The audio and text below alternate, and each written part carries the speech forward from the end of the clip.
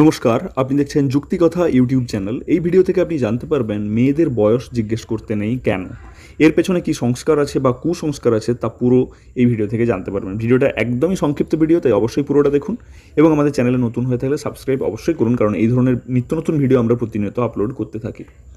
মেয়েদের বয়স নাকি জিজ্ঞেস করতে নেই, এমনটা প্রচলিত রয়েছে আমাদের সমাজে। মেয়েদের বয়স জিজ্ঞাসা করলে মেয়েরা রেগেও যায় অনেক সময়, আর অনেকেই এর পেছনে থাকা কারণ জানেন না। আসলে এর উত্তর লুকিয়ে রয়েছে বহু যুগ ধরে চলা সংস্কারে। বাংলায় প্রবাদ আছে, মেয়েরা নাকি কুড়িতেই বুড়ি। মেয়েদের যোগ্যতার মানদণ্ড তাদের বয়সের ভিত্তিতে। মেয়ে মানেই কবে বিয়ে করছে, কবে মা হচ্ছে, ঠিক এই ভাবনা থেকেই কুড়িতে বুড়ি কনসেপ্ট এসেছে।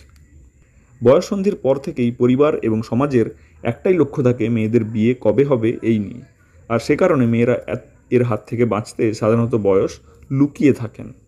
আরও একটি কারণ হলো, আসল বয়স সকলকে জানালে সবাই জেনে যাবেন যে মেয়েটি যৌবনকালে রয়েছে নাকি তার থেকে একটু এগিয়ে রয়েছেন, আর তাই জোয়ান থাকার বাসনায় নিজেদের বয়স বলতে চায় না মেয়েরা।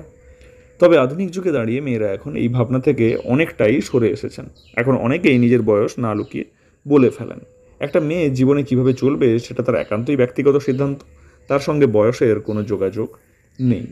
কিন্তু এটার মধ্যে যদি আপনি সংস্কার খোঁজেন, তাহলে যেটা পূর্বে বললাম সেটাই, যে মেয়েরা কুড়িতেই বুড়ি এই যে প্রবাদটা রয়েছে, সেটি বহুদিন ধরেই চলে আসছে। তো এই প্রবাদটির জন্যই মেয়েদের বয়স জিজ্ঞাসা করতে নেই।